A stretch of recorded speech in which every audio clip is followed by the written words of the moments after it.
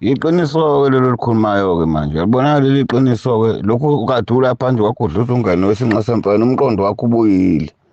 Hheyi uyabona yiphoyinti leli ngayibuka nje lento kodwa-ke namakhosi-ke nathi eyi awuyikhuze lento ngase ngithi mina eyi ngizoke ngikhulume mhlawumbe kwesinye isikhathi nomgcineka nakho angisamtholi ngoba ivele phela nathi sasingalindele ngobusho nje ukuthi ukufa kuyahlonishwa kuhlonishwa ngempela ukufa buka nje lo mfana nje manje sekufanele kube khona enye indlela yesintu manje ukuthi ekwazi ukuthi avale lo mkhokha ukuthi angene ebhokisini ngoba phela sengumkhokha eseyidalele wona kodwa bona bebethi bayadlala kuphinde futhi manje igosa lakhe limuse enduneni aqhutshisiwe enkosini kwesinye isikhathi noma aqhutshwe inkomo bebepike wena njengopresident wamabhinca esinqa semfene ubaqhubu besesilweni elena elunganeni emashobeni kufike kokhulekwe esilweni kuhlanjululwa isizwe ngoba bekumthandazo lona ngoba manje bephahla bafana beshaya ingoma kusuke bephahla kusuka kuqubuka wonke amabutho namakhosi asalala namaqhawe. Hey impela uyabona lokhu ugxobile kwakudlisa umngane wesinqa semfene umqondo wakho ukubuyela impela manje awusagqilazekile. Ngcineka kuyo zonke iy'ncomo esengiyibekile mfowethu ngikunike i-challenge eyodwa ukuthi kuyingoma kazwelonke ayikho into engidumaze njengaleya nto ubona ingane encane iphuma ebhokisini kwi-casket izogida ingoma akulona ipointi lelo.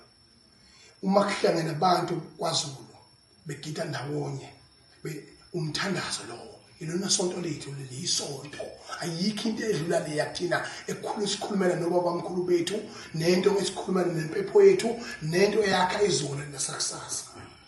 Angeke sivume ukuthi kube khona isimo esinjengalesiya.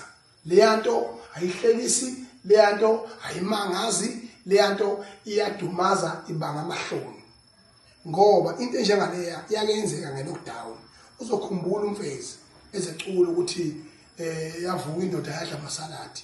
That was 2022 kuvuka umuntu ekuthiwa uvukile ebasho laba behamba naye kuthiwa lalabe likuquza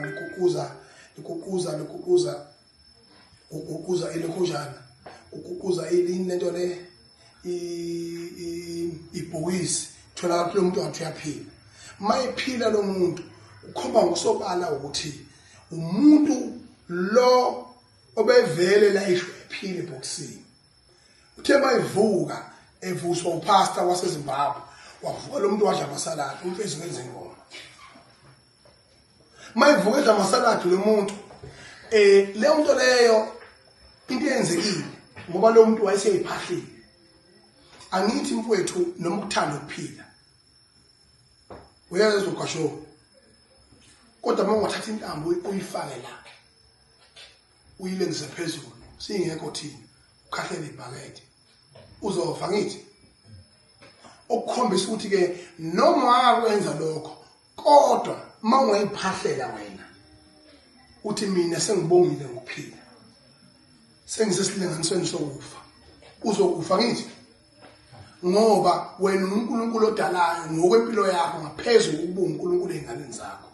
Ngakho ngithi mina lesa sici senzekile lo muntu la uphelanga 2 weeks wafa lokwangempela ke manje engaseyona uMecto. Ngithi ke njengamanje amagosi abelapha njengomongameli wamabhinca okhonjwe ingonyama kubo bonke ubuhle benzekile lapha kodwa lesi sici ngiyacela silungiswe ngoba sinalo ikusasa eliqhakazile. Futhi masingayikhuthaza le yanto ezinganeni zethu sibulala izwe ukufa kuyesatshwa ukufa kuyahlonishwa ngisho umfazi esilile wayegega umhlambi weinkomo ehambe ekliniki ngoba usuyephoqelekile egega umhlambi weinkomo angayidabula umhlambi weinkomo ngoba imbele yazo yokhalikazi iyomangala ngoba imfuyo ingabadala. Uma thina sihlangana nomthandazo wengoma sithandaza ukhona amatshitshi ukhona insizwa engase zembathela umuntu ezidela impilo zazo sihlabe zimbelule ukhona abaholi. Uma singavumela into yokuthi kungakhona ingane ekuthiwa noma iqembu elizoshaya ipoint ngokuletha umuntu ngebhokisi kuyobe sisibonisiwe sakwaZulu. ngiyocela ukuthi amagoso gadla nawo wonke amagoso abe khona